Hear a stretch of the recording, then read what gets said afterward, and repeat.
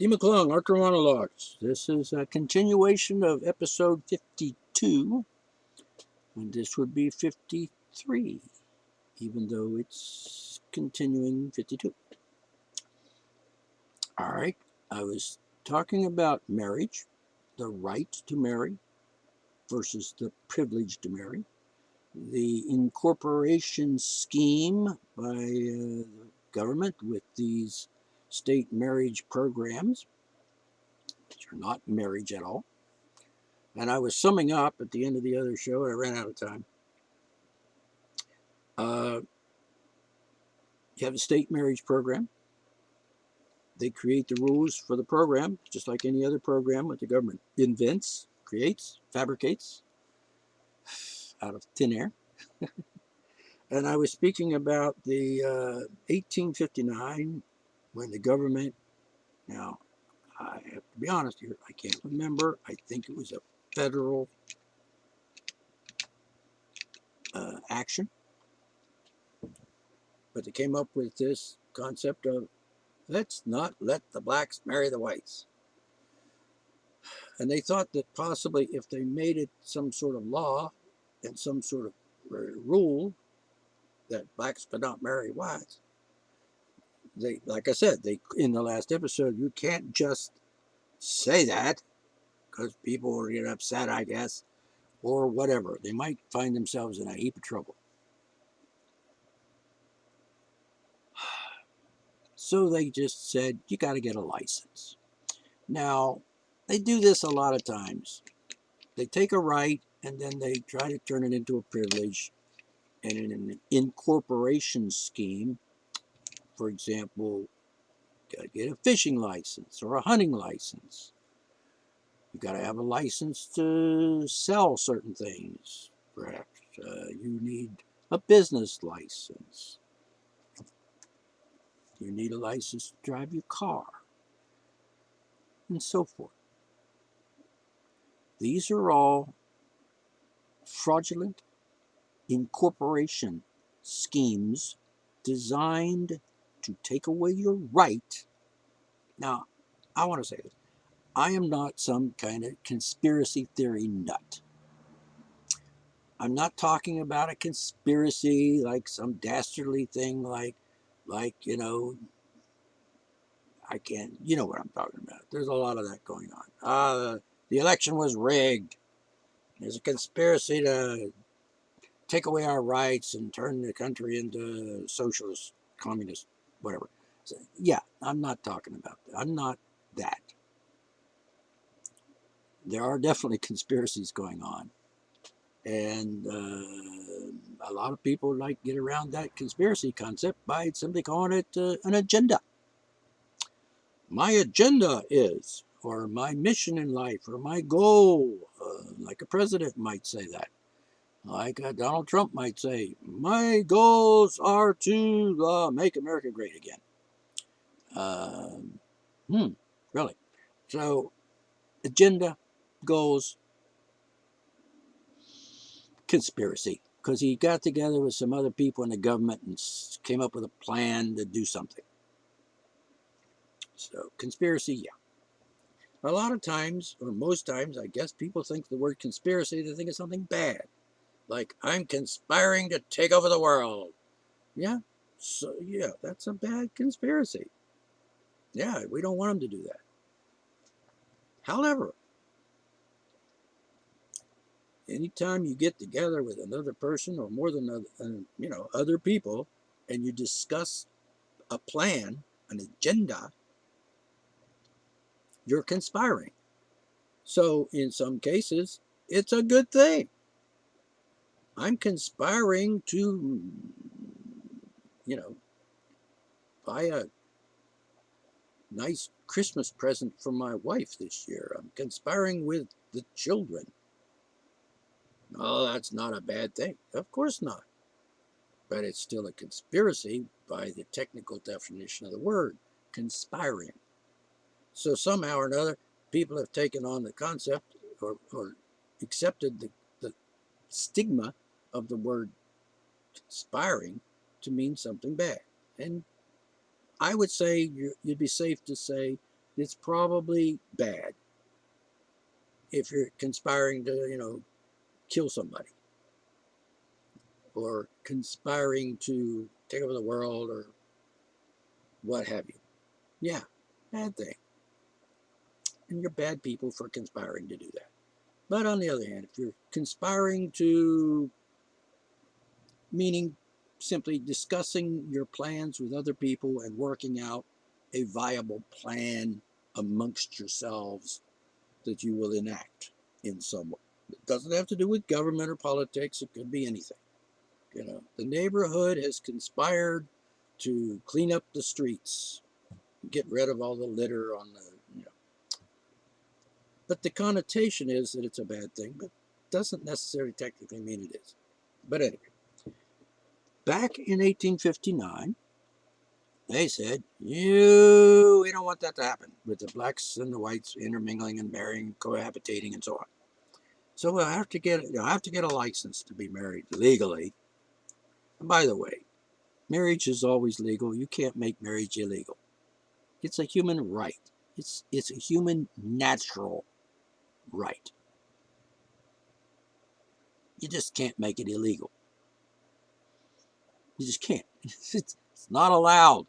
And the Constitution tries in its wording to protect people's rights, but the government doesn't always pay attention to that. The right to free speech. And the government sometimes says, nah, I don't care what the Constitution says. We're going to make a law making it illegal to say something. Whatever the current fad might be. And then they turn up with this other thing, like, hate speech and so on. Anyway, the point is that you have the right to marry. You have a right to call that marriage whatever you want. You have the right to engage in that function in whatever your arrangement is with the parties involved, meaning the other party, you and whoever, whether it be one person or two persons or four persons or whatever. And yeah, polygamy is not a crime. It might be if you're trying to marry more than one person and you want to be married, like, get a license. What kind of idiot would do that? Anyway, apparently people do try to do that. I'm going to get a license to marry this person. And I'm going to get another license to marry that person. And maybe I'll do some criminal stuff like change my name and, get married in another name in another state, blah, blah, blah. Bigamy. Well, bigamy is a word that was invented that goes with the program. The program says you can't marry more than one person at a time. Meaning you can't be a member of that program, join the program, and have two women and one guy, or two guys and one woman, whatever, and all three of you be a part of the program as one thing. It's just against the rules. So let's come up with a word for that. Let's call it bigamy. And let's make it a crime. All right. Well, that only applies to the government program. What you do in your life as a private individual has nothing to do with the program. If you want to have two wives at the same time and you can convince two women to marry you, good for you. And I guess in Utah with the Mormons, they have more than multiple wives and engage in polygamy, blah, blah, which is, by the way, perfectly legal. And anyone who tells you it's not legal is just ignorant. And I'd like to say that in a nicer way, but I'm not suggesting ignorant is a bad word, but it's not a slur, it's just a fact. You just don't know something, apparently. You can marry as many people as you want, assuming it's not forced, assuming you are, actually doing something with other people that consent to do it. If you can get two women, like I said, if you can get two women to consent, if you can get two women to agree to be married to you, engage in that right, then good for you. But the thing is, you can't do it through the government program because they don't like that. So, no. So don't get involved with the government in the government program if you want to have more than one wife. You have a right to practice polygamy. Yeah, I know the Mormon church, and there was some things going on back then, and the Mormon church had to change its rules and say, no, you can only be married to one, and a lot of people kept practicing it in spite of it, and so on. But that's probably a separate subject on its own. At any rate, the thing is, continuing to sum up, marriage rights, programs, corporate privilege schemes, um, marriage is fluid, whatever you want it to be. Why wouldn't it be whatever you want it to be? Why wouldn't you? Why wouldn't you say, I like this woman, I love this woman loves me. What do you say, woman? I love you. I love you too, sweetheart. Why don't we live together and like have a family and just be like a unit, one unit in the house? And everybody agrees. And then, okay. So, duh. And then you say, oh, well, let's do it then. And she says, okay. And I said, do you want to be my wife? And she says, yes. And I said, I want to be your husband. Yes, I do. So why don't we just be married now? Okay, we're married. You don't need a preacher to tell you that. You don't need a government, like a magistrate. You don't need a license. You don't need any of that shit to do that. That's freedom. Now, as I was saying before, it took like about 2 generations to totally brainwash everybody in America to think that you actually can't get legally married without getting a license. It's just absurd.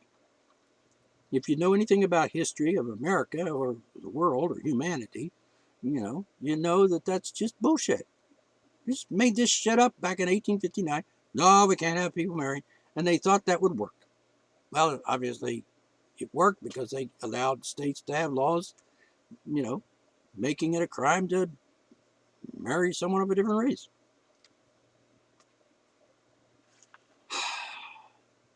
Ultimately, it didn't work because ultimately, now, white and black people can marry each other and join the program in doing so.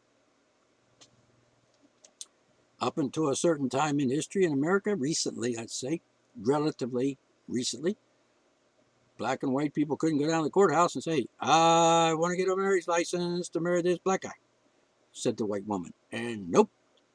And there's the point. If you got to have a license to exercise our right, it becomes a privilege. And if it's a privilege, then the government can say no. So if a black guy went down with his white woman girlfriend at the courthouse and I get a license to get married, and the clerk will say, nope, it's not allowed. License application denied. There you go. That's how they were going to do it. And then they had allowed the states to have all these laws saying, no, you can't get married because it's a crime. And if you do live together, even without the marriage license, which we told you no, we're going to put you in jail or something. You know what I'm saying? Now in South Africa, Trevor Noah talked about his mother and father, black and white, in South Africa. But I won't get into the story, but you may have heard it. Trevor Noah, he'll tell you. Look him up. The Daily Show, I think it is. Anyhow, and his comedy routine. So that was a plan, I think. Now, I don't have any absolute concrete evidence that that's true. But I think it's true. And I think that's what thinking was. And I think that thinking continued right along. until relatively recently when all the laws saying, oh, you can't get married, because you're black or white. I guess it probably worked for a while, and they probably actually forced a lot of people to not get state married, but just common law married, because if you didn't announce to the world that you thought you were married, people would just say, well, there's a black guy and a white woman shacked up. Or vice versa, white, black, reverse, whatever. And so there you go. See what I'm saying? So that's not a good thing. But it's that control and manipulation. Like I said, about 98% of people I asked about this legal marriage, and they say, you got to have a license. And I, no, you don't. You just don't. But 98% of Americans believe you do. Now, maybe it's less now than it used to be, but they got totally brainwashed in about 2 generations. Because Abraham Lincoln, then the generation after that, and then by the turn of the century, 1900s, early 1900s, bam. They still weren't all convinced, but by the time you get to the 30s or 40s or 50s, bam. How many generations is that? 5? Totally brainwashed. Even today, even with all the knowledge available on the internet, even with the ease by which you can look this up and find it, like I did, they always tell you, do your own research. Well, even if somebody else does the research, you don't have to. I mean, you can take somebody else's research and study it, and you can use your brain and figure this out. It's called critical thinking, which nobody seemed to learn in America recently, except maybe a few people. Like, I don't know, 8%. Another subject, another time. So, what I'm saying is, marriage is a human right. The government can't take it away from you, can't regulate it, can't roll it, control it, can't make laws for it or against it. You can't make marriage a crime because it's a right. So if you're married without a license, can't be a crime because you have the right. So legal, common law, which has a stigma, which I would hope at some point would go away because that's just a relatively recent development, because before 1859, before Abraham Lincoln, well, including Abraham Lincoln, being married simply meant you had a ceremony, maybe with a preacher, down at the church maybe, or at the house of the family. You got together. And of course, most people in America think, well, you got to have a preacher to have a ceremony, when you don't. And by the way, I mentioned that I was an ordained humanist clergyman, have been for quite a while. I think in 2006, I became an ordained, meaning another church organization said, yeah, you're a clergyman from now on because I said so, and here's your piece of paper saying so, which is perfectly legit.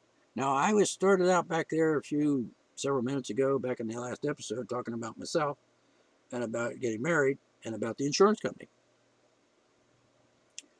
What did I do about that? Well, like I said, I'm an ordained humanist minister, which means not Christian. The actual name of my church that I established in order to prove that it could be done without government. And I actually checked with the state of West Virginia about this, and they say, we haven't got anything to do with you being a minister or a clergy person or whatever, or having a church, or because it's a right, and nothing to do with us. And I said, but I want to give marriages. Can I do that? And they said, you can register on the registry of acknowledged persons that can perform ceremonies and thus sign a certificate or whatever, if you want. And it costs $25 to sign the register. I don't know. It might be more now. I don't know. That's been 14, 15 years ago. So anyway, the state said, hey, do what you want. It's a free country. far as religion is concerned. Not that the government respects that, but still. So I became an ordained humanist minister. I decided to name my church, which is not a building. There's no building. It's wherever I am, wherever I want to be, wherever I want to. I mean, if I want to have some people in, we're going to have a church service and a humanist service. And, you know, guys, come in, come on. We'll go out and sit in the field or whatever. Or in my shop or in my office or in my studio or in my living room or wherever I want to do it. Except during COVID, not inviting a lot of people into my home at this point. The thing is, yeah, not a good idea. So you can be married. You can have as many wives as you can convince to be with you. You can call it marriage. You can call it common law marriage. You can call it an arrangement. You can call it a contracted arrangement. See, back in the old days, the contract of marriage was, you had certain standards. You had to actually live like you were married. You had to announce it to the world kind of to make it legit. You know, people had to know it. Otherwise, it didn't matter.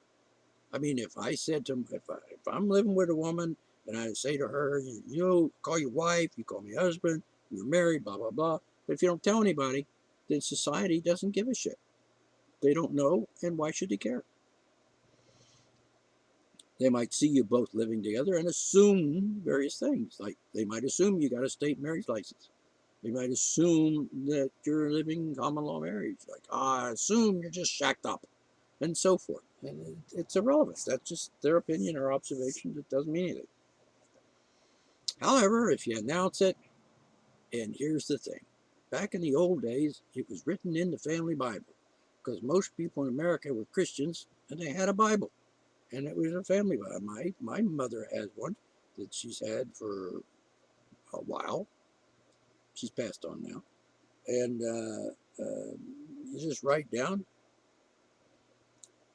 you know, son John married Mary Beth on such and such a date and such a place and such a people officiating and officiating and like a minister or whatever. Write that down in the Bible, and there's the record. That's the only record you needed, and that's the only proof you needed. And if you needed to prove it to someone, like when you need to prove that you're married in any sense of the word, when someone challenges you and says, "Are you?" and prove it, like the insurance company. Yeah. Otherwise, who cares? Who knows? And why is it any of their business? Now, like I said about the insurance company, what do I do? What am I going to do? What am I going to do? I want to be on her policy. And we are living together, and we do call each other husband and wife. We do say we're married. In common law sense, yeah. Well, we had a ceremony. Guess what? I can do that because I'm allowed to marry people. I'm not on the state register of officially recognized ministers or whatever because I'm not paying the government $25 to be on their registry. I suppose it would have been all right, but I'm not particularly interested in performing weddings. That's not why I got in the, became an ordained clergy person. I did it to prove this is the right way to do this. If you want to exercise a right, do it this way. As an example, I mean, there might be other ways. Not saying there's not, but that's one way that is legit and follows the rules of human rights and so forth. So we had a ceremony. There were witnesses. The family, her children were there. And I think the wives or whatever, spouses were there. And we had a little ceremony, which we devised on our own. And I, being an officer of the church my church was called Chapel de Torah, which is Truth and Reason Atheist Humanist. Torah. So anyway, it's not a cult. It's not like I have lots of followers or members to my church. In fact, I can't say that it has any members. Don't have a book of registry of members of my church. But I did it to show that you don't want to get incorporated.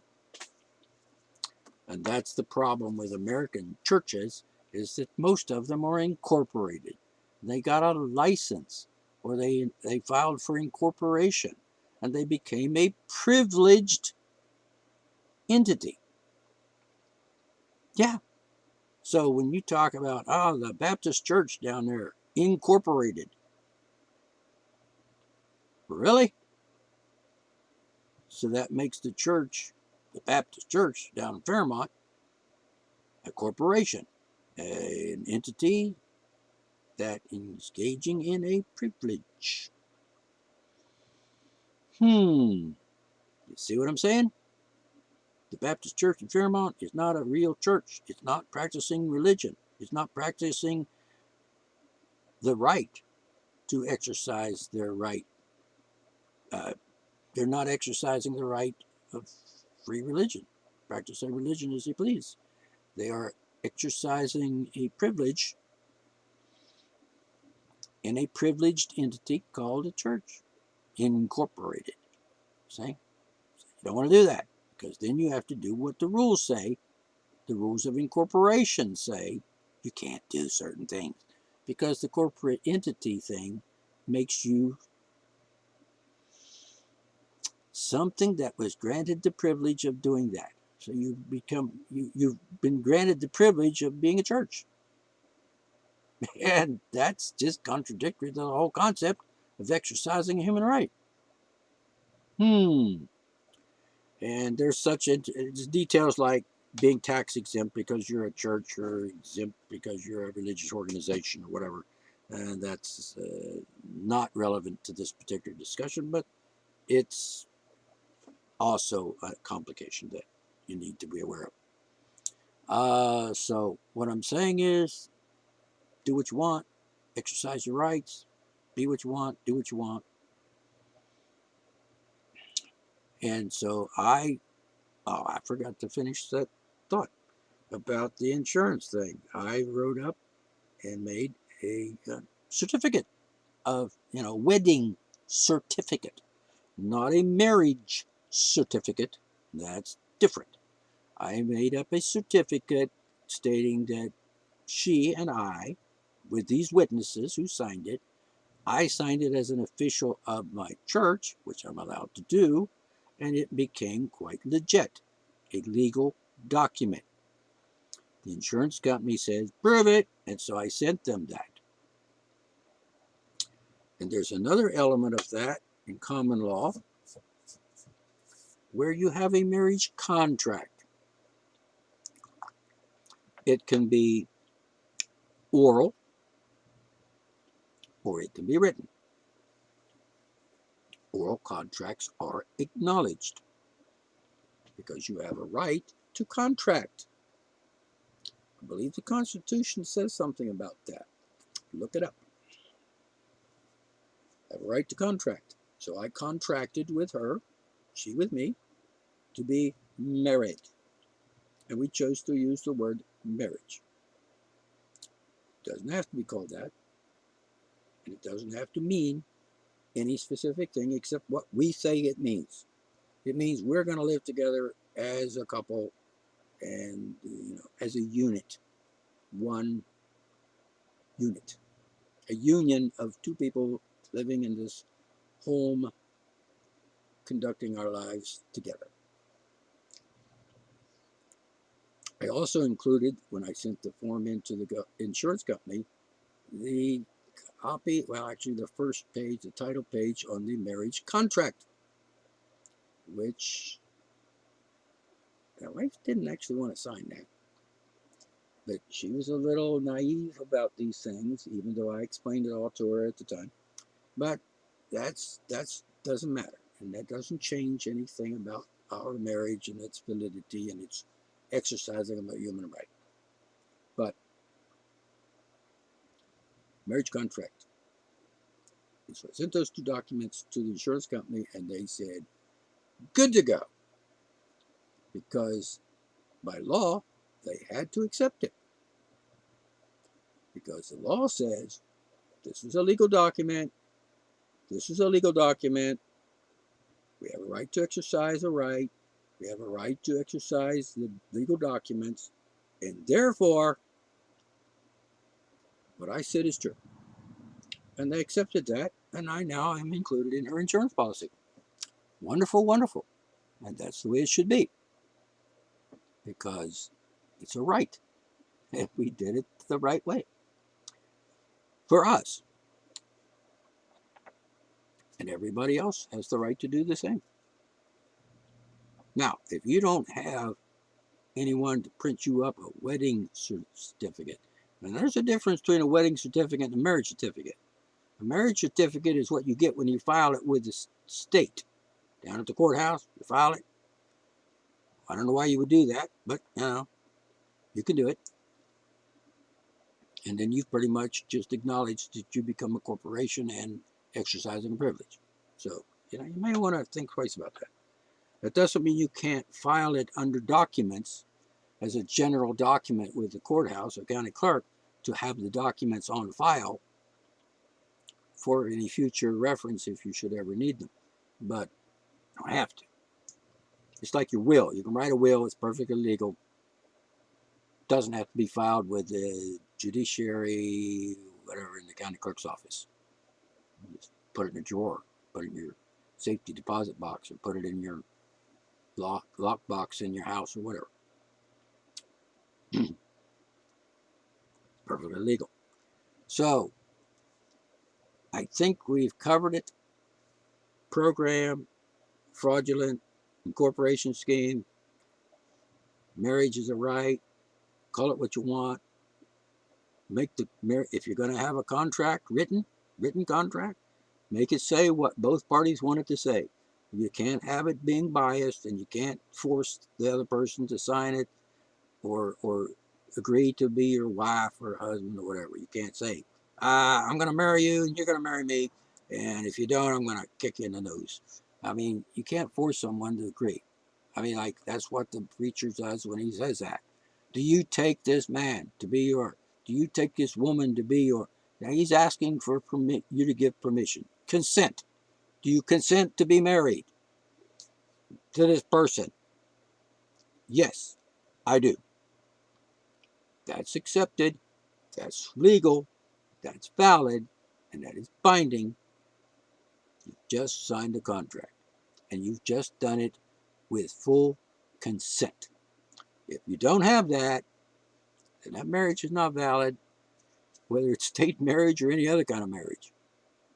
If you don't have consensual people, then it's not any good. That would be called forced. That would be called coercion. That would be called involuntary servitude, etc. Whatever might be applying. So you understand what I'm saying? All right. So we've covered that. We've covered 1859, racists, separating the races, preventing them from getting married, things of that nature. And I will just add on here, just as a tail end of it, recently, relatively recently, the Supreme Court made a ruling, and now same-sex marriage. Well, it's same-gender marriage because sex is what you do with your genitals. Gender is what kind of genitals you got. And that's the way the words go. That's what words mean, what they mean, people. But, the babblers are out there trying to turn everything into gibberish. Doing a pretty good job of it because most people today think the word sex means something it doesn't mean. Just like they think the word child means something it doesn't mean, because the babblers, the word twisters, and the mind benders are at work conspiring to turn the English language into babble.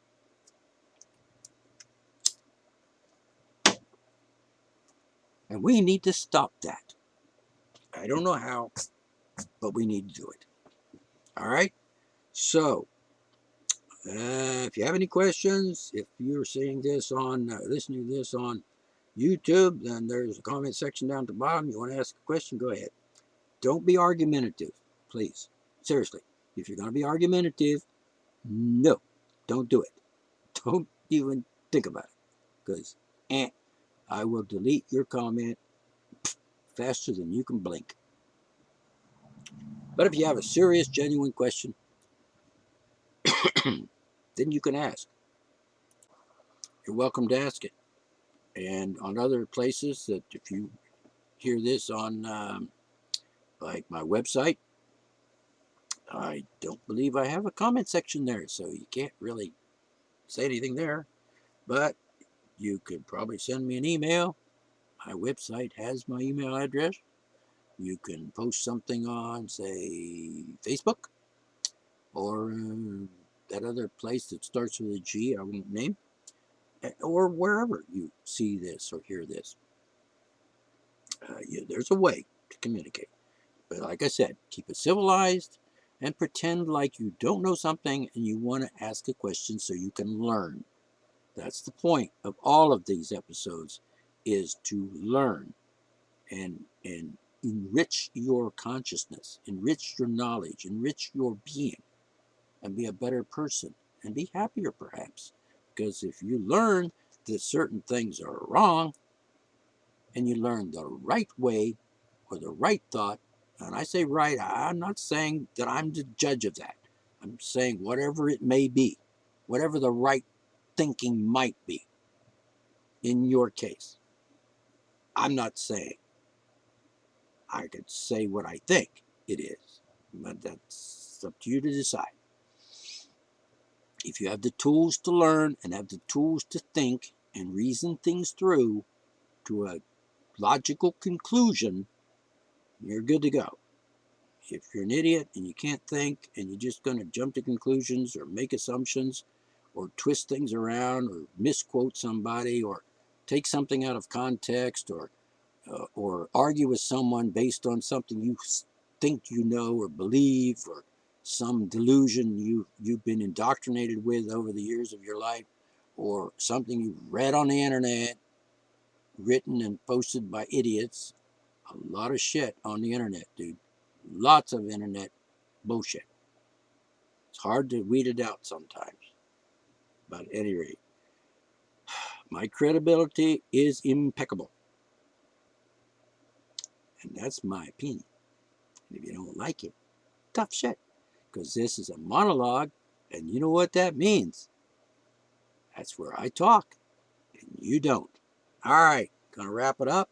Talk to you next time. This is episode 52 of the year 2021. Have a good day. Catch you next time.